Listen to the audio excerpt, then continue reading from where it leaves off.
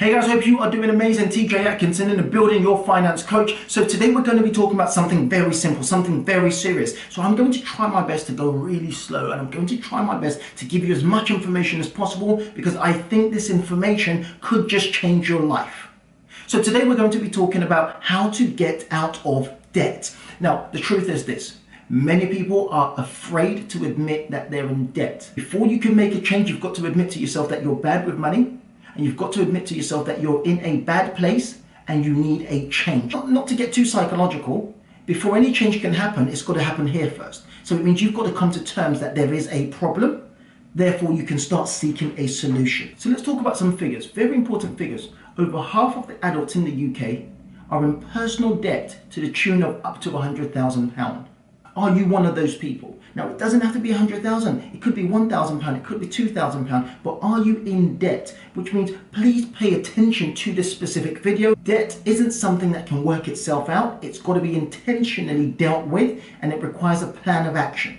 So I'm going to read you this article, which was really fascinating to me. It says almost 27 million people, more than half of the UK population, will head into 2020 with debt hanging over their head, with almost 5 million owing over £10,000 in credit and loans. And this was an article that was written in January this year. Now, typically there are different types of debt, and one of the most popular types of debt is credit cards. In this video, we're going to talk about how to manage your credit cards properly and then create a system to help you get out of debt. Hey guys, hope you're doing amazing. If you get some value from this video, or if you know someone that might be in some debt, make sure you share this video with them. Make sure you smash that like button. Make sure you subscribe so that this video ends up in front of the right people and it might be able to help them get out of debt and change their lives. Something I found really amazing from this article, it says, one of the most concerning parts of this research was that 40% of people are using debt to pay for household essentials, simply meaning that they can't afford the cost of living. So it's important to tackle debt. So this is why this video isn't about how to make more money, how to invest. There's no point talking about investment if you haven't dealt with debt. Now, every single person that listens to my video knows that I'm a big fan of debt because there's such thing as good debt and there's bad debt. Good debt is often what we call leverage. It's usually using money that's borrowed, that's loaned, that's taken on, flipped, and being able to create more money from that. So it's the ultimate leverage. But bad debt is money that doesn't yield you anything, that could potentially spiral out of control. So I'm going to go through a few points that anyone can start to use today to either consolidate debt or deal with debt. So number one, admit you need help. Pay attention to this. Admit that you need help. Now, before you can admit you need help, you've got to see it for yourself. Many of us bury our head in the sand, which means we don't actually look at our bank statement.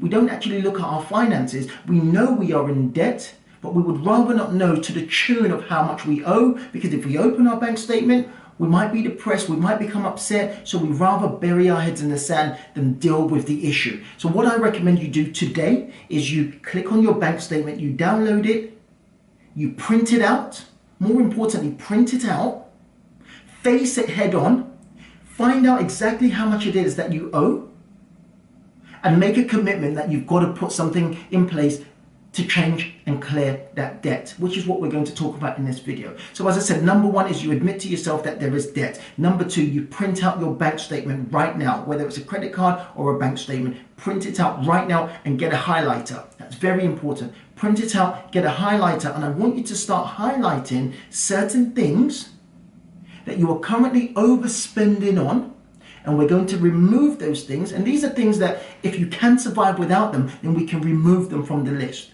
Because most of the time people don't face the truth.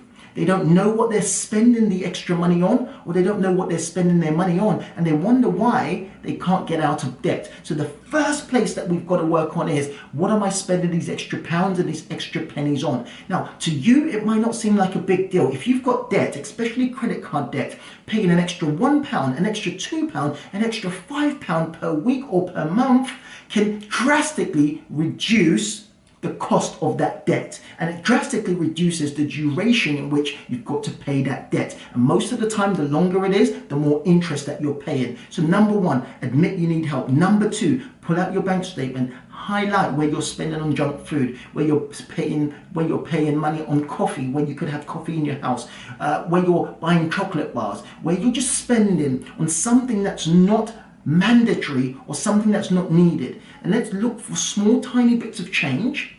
It could be £5 that you save, it could be £10 that you save, and we can take that £5 and we can use that towards paying off some debt. Again, to you, £5 might not make a difference, but at chipping away at debt, £5 starts to make a difference, especially when there's interest on that debt. Once we discover some of the things on our bank statements that shouldn't be there, is we take those things and we put them in an Excel spreadsheet and we analyze them and we say, do I really need this?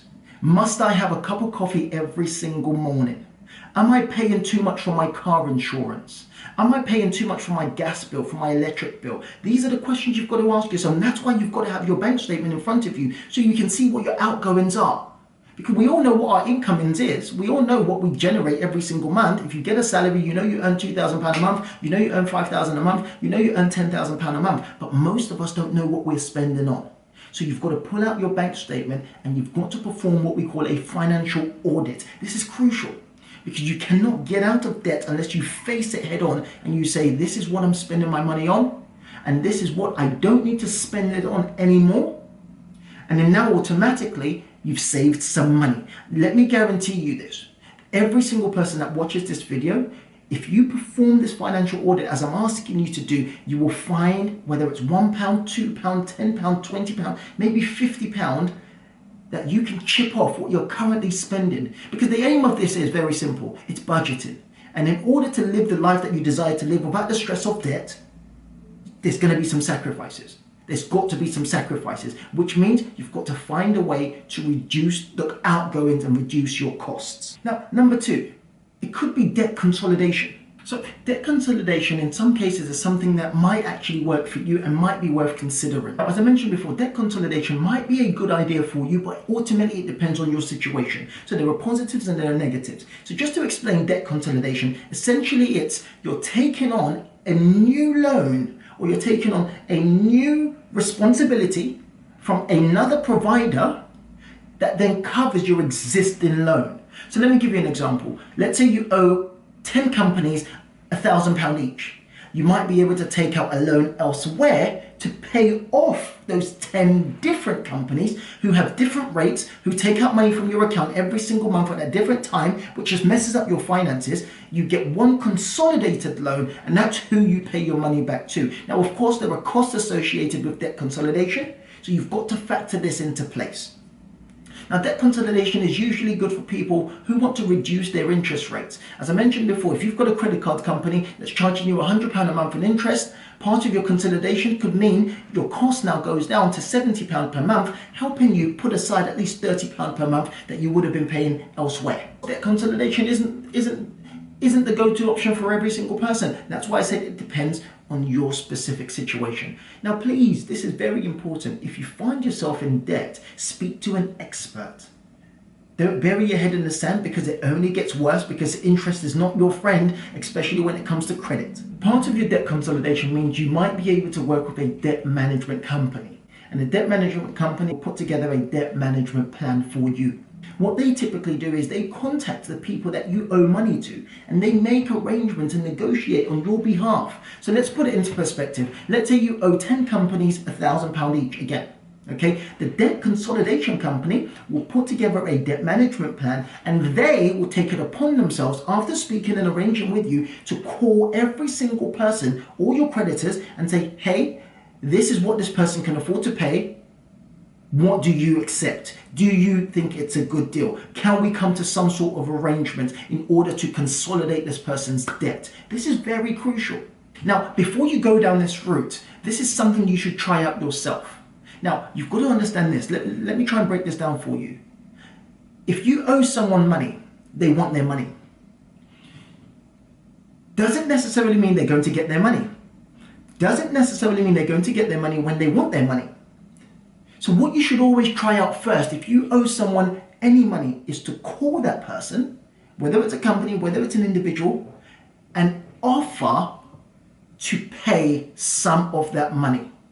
Now, when I say some of that money, if you owe someone £10,000, if you owe a company £10,000, you can call them and say to them that you're only in a position to pay £5,000. Will they accept? In many cases, many of them will say no. In some cases, they will do an assessment and they will say, well, it seems like you can't afford to pay that £10,000. We would rather, as a company, make £5,000 than you never paying us this £10,000 that you owe us. That should be the first place that you go to. After you do your analysis as number one, the second thing you want to do is to find out who you owe money to.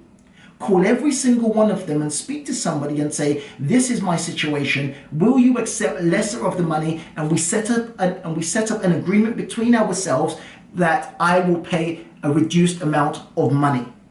Or they're just going to have to wait until you have the money. And most people want their money.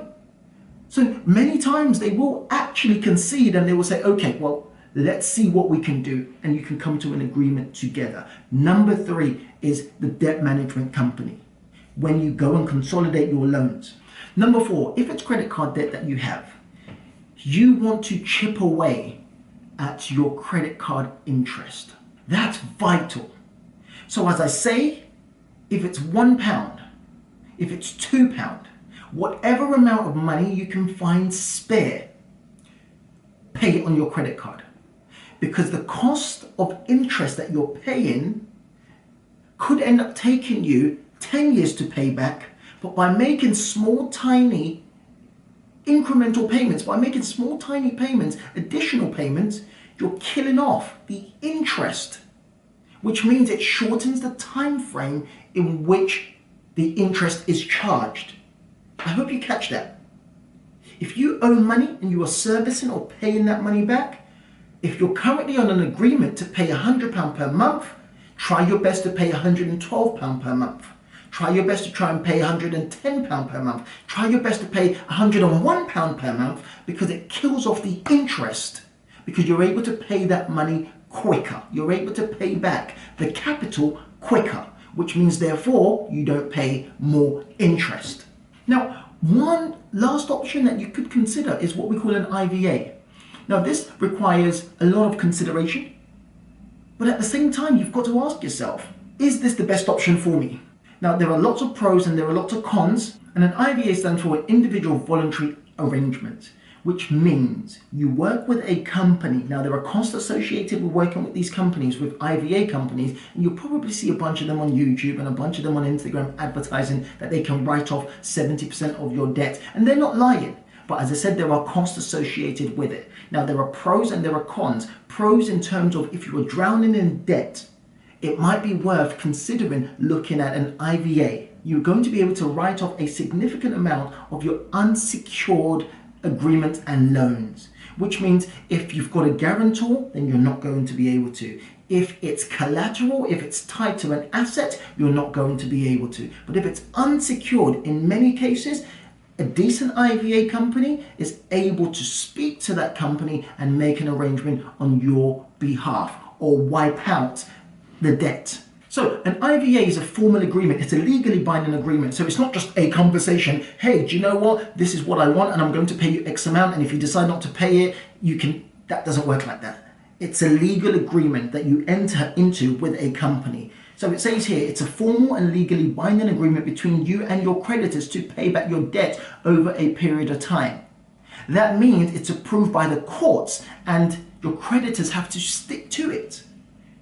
So that's why I say it's legally binding. So if you find yourself drowning in debt, consider, if you find yourself drowning in debt that you can't climb out of, debt that's mounting and spiraling out of control, it might be worth considering an IVA because it's approved by the court and it's an agreement that your creditors have to stand by. So if you decide to go down the IVA route, you're going to be working with someone we call an insolvency practitioner. So it's a legally qualified person. It's not a family member. It's not just you. It's a qualified person that's going to go on your behalf and petition on your behalf to the people you owe money to. And they're going to create what we call a repayment plan. So it means you've got to stick to that plan. So you're going to have to give them all your documentation. You're going to have to show them bank statements. You're going to have to show them proof of income. You're going to have to show them any savings that you have. You've got to be totally transparent. You've got to tell them how much you have, how much you've got in this place, and how much you've got under your mattress. But you've got to be totally transparent with them. Based on that information you give them, they will be able to set up a reasonable repayment plan. Now it says here, any repayment will be paid directly to the insolvency practitioner. They would then distribute the money to your creditors. And of course, they will keep some of that for their own fees. But more importantly, if the payments you make aren't enough to pay your debt in full by the end of your IVA, which is usually around 5 or 6 years, you will not have to pay the rest. Now, as I mentioned before, the downside is it's going to go in your credit file. It's going to show up when you're trying to apply for a mortgage or when you're trying to apply for some sort of loan. It will show up. So you've got to weigh up in terms of, am I looking to buy a home soon? Is this going to affect me? Do I work in a job where I'm not allowed to have an IVA? You've got to be able to check your employment contract, because in some places you're not allowed to take on an IVA because it's going to nullify your employment contract. So you've got to weigh these things up. So again, my job today is very simple. It's just to point you in the right directions, and I hope you do further research, and I hope this kind of helped you to open your eyes that you're not in this by yourself. There are systems in place to help you get out of debt. So as I mentioned before, number one, face it, admit that you are in debt and you might be in some trouble. Number two, pull out your bank statement, have a candid conversation. Number three, highlight what you are currently spending money on that you shouldn't be spending money on. And that's your coffees, that's your fancy stuff, that's your cakes, that's your biscuits. And then put it in an Excel spreadsheet and then pull out the ones that you know you definitely can live without. And use that money to start paying back some of the credit that you owe. So even if it's £1 that you're saving, pay back on your credit card. Then consider calling up the people you owe money, your creditors, and making arrangements with them personally. Alternatively, you can use a debt management company and they will go on your behalf to speak to your creditors. Alternatively, you can go down the IVA route. Hey guys, I hope you got some value from that. If it was helpful, make sure you click on the link, make sure you write me a comment and let me know it made sense, and let me know if there's further videos that you want me to make that's going to help you improve your financial situation. I'll catch you soon.